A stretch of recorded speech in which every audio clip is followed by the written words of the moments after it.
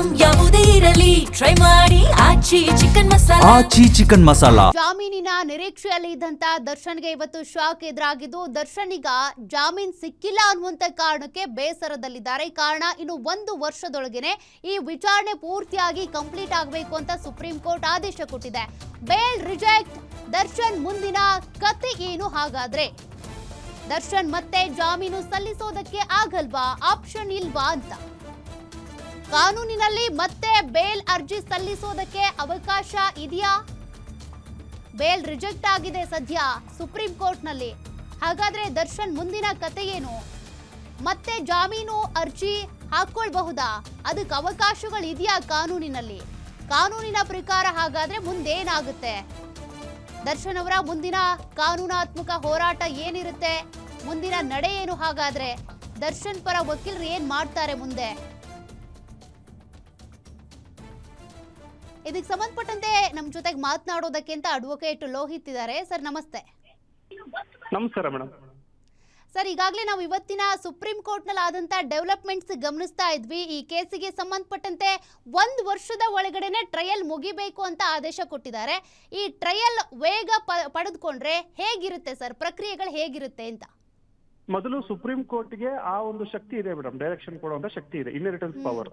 ಅಂದ್ರೆ supreme ಕೋರ್ಟೇ bale ನ ವಜಾ ಮಾಡಿ ಕಸ್ಟಡಿಯನ್ನು ಕೊಡಬೇಕು ಅಂತ ಹೇಳಿ ಮಾಡಿರುವಂತ ಆದೇಶದ ಮೇಲೆ ಸುಪ್ರೀಂ ಕೋರ್ಟ್ ಗಮನ ಹರಿಸ್ತಾ ಇದೆ. ಯಾಕಂದ್ರೆ ಇದು ಆಲ್ ಇಂಡಿಯಾ ರಿಪೋರ್ಟ್ ನಲ್ಲಿ ರೆಕಾರ್ಡ್ ಆಗುತ್ತೆ. ಏನಂತಂದ್ರೆ ಜೈಲಿನಲ್ಲಿ ನಡೀತಿರುವಂತ ಅಕ್ರಮಗಳು ಎಲ್ಲವೂ ಕೂಡ ಗೈಡ್ ಲೈನ್ಸ್ ಅನ್ನ ಸುಪ್ರೀಂ ಕೋರ್ಟ್ ಇಶ್ಯೂ ಮಾಡುತ್ತೆ. ಹಾಗಾಗಿ ಸುಪ್ರೀಂ ಕೋರ್ಟ್ ಈ 1 ವರ್ಷದಲ್ಲಿ ಕೇಸ್ ಮುಗಿಸ್ಬೇಕು ಅಂತ ಹೇಳ್ತಾ ಇರುವಂತದ್ದು, ಸಾಕ್ಷಿಗಳು ನಾಶ ಆಗ್ಬಾರ್ದು, ಸಾಕ್ಷಿಗಳನ್ನ ಪ್ರೊವೋಕ್ ಆಗ್ಬಾರ್ದು, ಸಾಕ್ಷಿಗಳು ಬೇಗ ಬೇಗ ತ್ವರಿತ ರೀತಿಯಲ್ಲಿ ಮುಗಿಸ್ಬೇಕು ಅಂತ ಹೇಳಿ. ಸೊ ಏನಾಗುತ್ತೆ ಅನ್ನುವಂತ ಪ್ರಶ್ನೆಗೆ ಸಾಕ್ಷಿಗಳ ನುಡಿತ ಏನಾಗುತ್ತೋ ಕೋರ್ಟ್ ನಲ್ಲಿ ಅದ್ರ ಮೇಲೆ ಆ ಆದೇಶವನ್ನ ನ್ಯಾಯಾಧೀಶರು ಮಾಡ್ಬೋದು ಮೇಡಮ್. ಆದ್ರೆ ತ್ವರಿತ ರೀತಿಯಲ್ಲಿ ಮಾಡಿದಾಗ ಯಾವುದೇ ರೀತಿಯಾಗ್ಲಿ ಡ್ಯಾಮೇಜ್ಗಳಾಗ್ಲಿ ಅಥವಾ ಆರೋಪಿ ಪರವಾಗಿ ಡ್ಯಾಮೇಜು ಅಥವಾ ಪಿರೇದಾರ ಅದೇ ಪೊಲೀಸ್ ಪರ ಡ್ಯಾಮೇಜ್ ಆಗುವಂಥದ್ದು ಯಾವುದೂ ಕೂಡ ಕಾಣಿಸಲ್ಲ. ಏನು ಮೋಸ ಆಗಲ್ಲ, ಯಾರಿಗೂ ಮೋಸ ಆಗಲ್ಲ. ನ್ಯಾಯ ಏನಿರುತ್ತೋ ಅದೇ ಆಚೆ ಬರುತ್ತೆ. ಯಾಕೆಂದ್ರೆ ಈಗಾಗ್ಲೇ ಚಾರ್ಜ್ ಶೀಟ್ ನ ಸಲ್ಲಿಸಿ 1 ವರ್ಷ ಆಗಿರೋದ್ರಿಂದ, ಕಸ್ಟಡಿಯಲ್ಲಿ ಇರೋದ್ರಿಂದ, ಇವರು ಕೂಡ ಕಸ್ಟಡಿಯಲ್ಲಿ ಇರೋದ್ರಿಂದ ಬೇಗ ಬೇಗ ಎವಿಡೆನ್ಸ್ ಆಗುವಂತದ್ದು ಮುಗಿಬಹುದು ಮೇಡಮ್. ಯಾವುದೇ ರೀತಿಯಾಗಿ ತೊಂದರೆ ಆಗಲ್ಲ, ಯಾವುದೇ ರೀತಿ ಒಳ್ಳೆ ನ್ಯಾಯವೇ ಆಚೆ ಬರುತ್ತೆ, ಏನ್ ಸತ್ಯ ಇದೆ ಅದೇ ಬರುತ್ತೆ ಅನ್ನೋ ರೀತಿ ಕಾಣ್ತಾ ಇದೆ.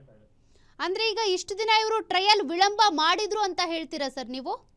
ಖಂಡಿತ ಇಲ್ಲ. ಈಗ ಏನಾಗುತ್ತೆ ಅಂದ್ರೆ ಒಂದು ಕಾಂಟ್ರಾಕ್ಟ್ ಅಂದ್ರೆ ಒಂದು ನಿಮಿತಿ ಇರಲ್ಲ. ಒಂದು ಇಷ್ಟೇ ದಿನದಲ್ಲಿ ಮುಗಿಸಬೇಕು ಅನ್ನೋಂತ ನಿಮಿತಿ ಇರಲ್ಲ. ಈಗ ನ್ಯಾಯಾಧೀಶರು 15 ದಿನ, 20 ದಿನ, 25 ದಿನ ಈ ರೀತಿಯಾಗಿ ಸಮಯವನ್ನ ಕೊಡ್ತಾ ಇರ್ತಾರೆ.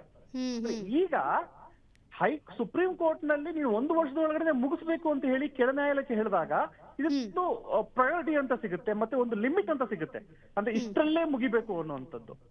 ಸೊ ಪದೇ ಪದೇ ಆರೋಪಿಯವರು ಪರ ಹೋಗಿ ಆ ಸುಪ್ರೀಂ ಕೋರ್ಟ್ ನ ಬಾಗಿಲು ತಟ್ಟುವಂಥದ್ದು, ನನಗೆ ಜಾಮೀನ್ ಬೇಕು, ಇನ್ವೆಸ್ಟಿಗೇಷನ್ ಆಗಿದೆ, ಸಾಕ್ಷಿಗಳು ಮುಗಿದೋಗಿದೆ ಅಂತ ಹೇಳೋದಕ್ಕಿಂತ ಇದರ ಒಂದು ತಾರ್ಕಿಕ ಅಂತ್ಯ ಏನ್ ಬರುತ್ತೆ ಅಂದ್ರೆ what the end will come, ಅದನ್ನ ನೀವು 1 ವರ್ಷದಲ್ಲಿ ಮುಗಿಸ್ಬೇಕು ಅಂತ ಕೊಡಿದೆ. ಒಂದೊಂದು ಕೇಸ್ಗಳಲ್ಲಿ ಒಂದೊಂದು ಸಮಯವನ್ನ ನಿಗದಿ ಮಾಡಬಹುದು ಸುಪ್ರೀಂ ಕೋರ್ಟ್. ಆದ್ರೆ ಈ ಕೇಸ್ ನಲ್ಲಿ 1 ವರ್ಷ ಈ ಸಮಯದಲ್ಲಿ ಮಾಡಿರುವಂತದ್ದು ಖಂಡಿತವಾಗ್ಲೂ ಒಂಚೂರು ಲಿಬರ್ಟಿ ಕೊಟ್ಟಿದೆ ಅಂತ. ಯಾಕಂದ್ರೆ ಸುಪ್ರೀಂ ಕೋರ್ಟ್ ಯಾವಾಗ್ಲೂ ಕೂಡ 6 ತಿಂಗಳು, 3 ತಿಂಗಳು, 1 ತಿಂಗಳಲ್ಲಿ ಮುಗಿಸ್ಬೇಕು ಅಂತ ಹೇಳುತ್ತೆ. ಇದರಲ್ಲಿ 1 ವರ್ಷ ಕೊಟ್ಟಿದೆ ಅಂದ್ರೆ ಆ ಚಾರ್ಜ್ ಶೀಟ್ ನ ಒಂದು ಏನು ಸ್ಟ್ರಾಂಗ್ನೆಸ್ ಇದೆ, ಆ ವೈಟೇಜ್ ಅಷ್ಟಿದೆ ಅಂತ, ಆ ವೇಟೇಜ್ ಏನಿದೆ ಅದನ್ನೆಲ್ಲ ನೋಡಿ ಇನ್ನೂ 1 ವರ್ಷ ಬೇಕಾಗ್ಬೋದು ಅಂತ ಕೊಟ್ಟಿರುವಂತದ್ದು ಖಂಡಿತವಾಗ್ಲೂ ಕರೆಕ್ಟ್ ಆಗಿದೆ ಅಂತ ಅನ್ಸುತ್ತೆ.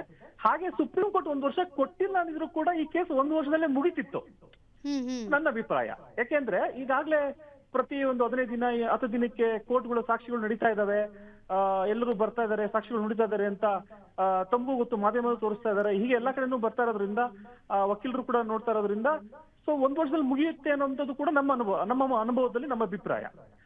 ಸೊ ಸುಪ್ರೀಂ ಕೋರ್ಟ್ ಕೊಟ್ಟಿರೋದ್ರಿಂದ ಇದಕ್ಕೊಂದು ಅಂತ್ಯ ಮುಗಿಯುತ್ತೆ. ಅಂದ್ರೆ 1 ವರ್ಷದ ಒಳಗಡೆ ಮುಗಿಸಿ ಅಂತ ಹೇಳಿದ್ರೆ 6 ತಿಂಗಳಲ್ಲಿ ಮುಗಿಸಿದ್ರೆ ಏನ್ ತಪ್ಪಿಲ್ಲ. 1 ವರ್ಷಕ್ಕೆ ಮುಗಿಸ್ಬೇಕು ಅನ್ನೋಂಥದ್ದು ಏನಿಲ್ಲ. So it may be close before 1 year. ಅದು 3 ತಿಂಗಳಾದ್ರೂ ಆಗ್ಬೋದು, 6 ತಿಂಗಳಾದ್ರೂ ಆಗ್ಬೋದು. ಹಾಗಾದ್ರೆ 1 ವರ್ಷದ ಒಳಗಡೆ ಮುಗಿಸಿಲ್ಲ ಅಂದ್ರೆ ಸುಪ್ರೀಂ ಕೋರ್ಟ್ ಆದೇಶವನ್ನ ವೈಲೇಟ್ ಮಾಡ್ದಂಗೆ ಆಗ್ಬಿಡುತ್ತೆ. ಅವಾಗೇನು? ಸೊ ಎಕ್ಸ್ಪ್ಲನೇಷನ್ ಕೊಡ್ಬೇಕಾಗತ್ತೆ ನ್ಯಾಯಾಧೀಶರು. ಬಟ್ ಪೊಲೀಸರುಗಳು ಡಿಲೇ ಮಾಡಿದಾಗ ಅದನ್ನ ಕೊಟ್ಟು ನ್ಯಾಯಾಧೀಶರಿಗೆ ಎಕ್ಸ್ಪ್ಲನೇಷನ್ ಕೊಡ್ಬೋದು. ಆದ್ರೆ ಇದು ಕೆಳ ನ್ಯಾಯಾಲಯಕ್ಕೆ ಕೊಟ್ಟಿರೋದ್ರಿಂದ ಖಂಡಿತವಾಗ್ಲೂ 1 ವರ್ಷದೊಳಗಡೆ ಇದನ್ನ ಮುಗಿಸ್ತಾರೆ ಅನ್ನೋದು ನನ್ನ ಅಭಿಪ್ರಾಯ. ಬಟ್ ಸರ್, ನೀವೀಗ ಹೇಳಿದ್ರಲ್ಲ ಶೀಘ್ರದಲ್ಲೇ ಅಂದ್ರೆ 3 ತಿಂಗಳು 4 6 ತಿಂಗಳಲ್ಲೂ ಮುಗಿಸ್ಬಹುದು ಅಂತ.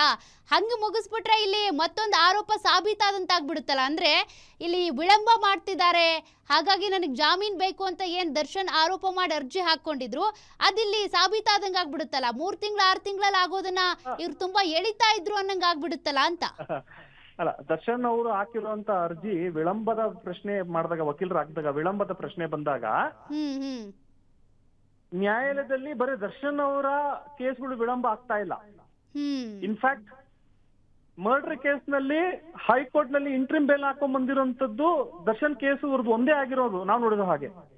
ಆರೋಪಿಗಳು ಎಷ್ಟೋ ಜನ ಜೈಲಿನಲ್ಲಿ ಕ್ರೈಮ್ ಆದಾಗಿಂದನೂ ಕೂಡ ಚಾರ್ಜ್ ಶೀಟ್ ಆಗಿ ಅಕ್ವಿಟ್ ಆಗೋವರೆಗೂ ಅಥವಾ ಕನ್ವಿಷನ್ ಕಂಟಿನ್ಯೂ ಆಗೋವರೆಗೂ ಎಷ್ಟೋ ಜನ ಇದ್ದಾರೆ.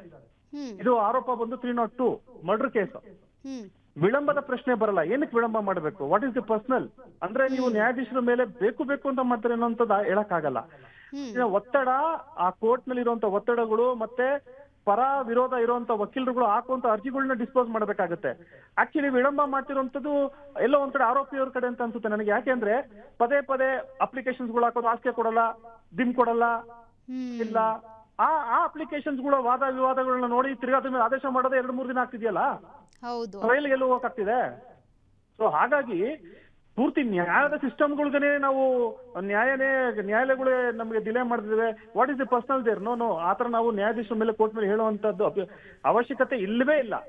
ಈ ಕೇಸ್ಗಳು ನಡೆಯೋದೇ ಹೀಗೆ, ಮರ್ಡರ್ ಕೇಸ್ಗಳು ನಡೆಯೋದೇ ಹೀಗೆ. ಯಾಕೆ? ಕಾನೂನು ಇರೋದೇ ಹಾಗೆ, ಸಂವಿಧಾನ ಇರೋದೇ ಹಾಗೆ. ಯಾರು ಸತ್ಯ ಯಾರು ಸುಳ್ಳು ಅನ್ನೋಂಥದ್ದನ್ನ ನಾವು 1 ನಿಮಿಷದಲ್ಲಿ ತೀರ್ಮಾನ ಮಾಡಕ್ಕಾಗಲ್ಲ. ಸಾಕ್ಷಿ ಮತ್ತೆ ಪರಿಗಣಿಸ್ಬೇಕಲ್ಲ, ವಾದ ವಿವಾದಗಳೆಲ್ಲ ಪರಿಗಣಿಸ್ಬೇಕಲ್ಲ, ಅದನ್ನೆಲ್ಲ ಪರಿಗಣಿಸ್ಕೊಳ್ಳೋಕೋಸ್ಕರ ಸಮಯ ಇರ್ತವೆ. ಪ್ರೊಸೀಜರ್ಸ್ಗಳು ಅಷ್ಟಿದಾವೆ ಮೇಡಮ್ ಕೋರ್ಟ್ ನಲ್ಲಿ. ಒಂದೊಂದು ಪ್ರೊಸೀಜರ್ಸ್ಗಳನ್ನ ಮುಗಿಸ್ಕೊಂಡು ಆಚೆ ಹೋಗ್ಬೇಕು. ಎಷ್ಟು ಜನ ಸಾಕ್ಷಿಗಳಿದ್ದಾರೆ ಈ ಕೇಸ್ ನಡೆದಿದ್ರೆ ಸರ್ಕಮ್ಸ್ಟೆನ್ಷಿಯಲ್ ಎವಿಡೆನ್ಸ್ ಮೇಲೆ, ಟವರ್ಗಳು ಇದು ಮತ್ತೆ ಅವ್ರುಗಳು ಬರ್ಬೇಕು. ಇವೆಲ್ಲವೂ ಇದ್ದಾಗ ಸ್ವಲ್ಪ ಸಮಯ ಹಿಡಿಯುವಂಥದ್ದು ಮಾಮೂಲಿ. ಹಾಗಾಗಿ ಸುಪ್ರೀಂ ಕೋರ್ಟ್ 1 ವರ್ಷ ಕೊಟ್ಟಿರುವಂತದ್ದು. ಸುಪ್ರೀಂ ಕೋರ್ಟ್ ಇದೇ ದರ್ಶನ್ ಅವ್ರಿಗೆ ನೀನು ಸರೆಂಡರ್ ಎಷ್ಟು ಗಂಟೆಗೆ ಆಗ್ಬೇಕು ಅಂತ 1 ವರ್ಷ ಸರೆಂಡರ್ ಟೈಮ್ ಕೊಟ್ಟಿರ್ಲಿಲ್ಲ. Within fraction of second surrender ಆಗ್ಬೇಕು ಅಂತ ಕೊಟ್ಟಿತ್ತು. ಯಾವ್ದೋ ಒಂದು ಗೌರ್ಮೆಂಟ್ ರಿಟ್ ಪಿಟಿಷನ್ಸ್ ಗಳಲ್ಲಿ ಕೊಡ್ತದೆ ವಿತಿನ್ 1 ಮಂತ್. ಎಲೆಕ್ಷನ್ ಚುನಾವಣೆ ವಿತಿನ್ 6 ತಿಂಗಳು 3 ತಿಂಗಳು 15 ದಿನ. ಅದು ಸುಪ್ರೀಂ ಕೋರ್ಟೇ 1 ವರ್ಷ ಸಮಯಾವಕಾಶ ಕೊಟ್ಟಿದೆ ಅಂದ್ರೆ ಸೊ ಅದರ ವೇಟೇಜ್ ಅಷ್ಟಿದೆ, ಅದ್ರೊಳಗಡೆ ಇನ್ಗ್ರೀಡಿಯೆಂಟ್ಸ್ ಅಷ್ಟಿದೆ. ಆ ಕೇಸ್ ಅಷ್ಟು ಅಷ್ಟು ಬಲಿಷ್ಠವಾಗಿದೆ, ಅಷ್ಟು ಜನ ಸಾಕ್ಷಿಗಳಿದ್ದಾರೆ. ಹಾಗಾಗಿ ಸುಪ್ರೀಂ ಕೋರ್ಟ್ ನಾವು ಹೇಳಿದಾಗ ನಾವು ಅದನ್ನ ತಗೊಬೇಕಾಗತ್ತೆ, ಪರಿಗಣಿಸ್ಬೇಕಾಗತ್ತೆ. ಬಹುಶಃ ಇವೆಲ್ಲವೂ ಕೂಡ ಸುಪ್ರೀಂ ಕೋರ್ಟ್ ಅಂತ ಆದೇಶ ಮತ್ತೆ ನ್ಯಾಯಾಧೀಶರ ತೀರ್ಮಾನ ಇವೆಲ್ಲವೂ ಕೂಡ ನ್ಯಾಯ ಏನಿದೆಯೋ ಅದೇ ಹೊರ ಬರುತ್ತೆ ಹೊರತು ಬೇರೆ ಏನೂ ಆಗಲ್ಲ ಅನ್ನೋದು ನನ್ನ ಅಭಿಪ್ರಾಯ madam. Okay, thank you sir, Guarantee News ಜೊತೆ ಮಾತನಾಡಿದ್ದಕ್ಕೆ. ಥ್ಯಾಂಕ್ ಯು, ನಮಸ್ಕಾರ.